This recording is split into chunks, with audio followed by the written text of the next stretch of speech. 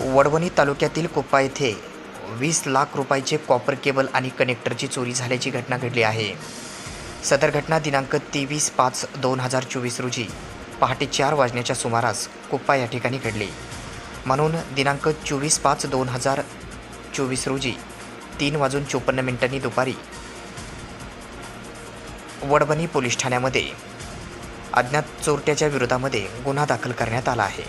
अशी माहिती आज शनिवार दिनांक 25 मे रोजी दुपारी 4 वाजता वडवणी पोलिसांनी माध्यमांना माहिती दिली आहे.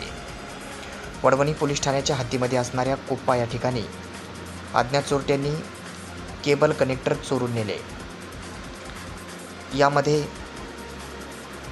कॉपर केबल तसेच MC4 कनेक्टर 1000 नग आणि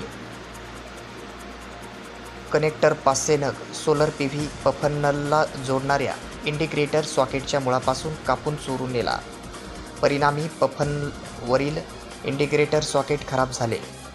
असा सर्व ऐवज एकूण मिळून 20 लाख रुपयाचा ऐवज हा अज्ञात चोरट्यांनी लंपास केला.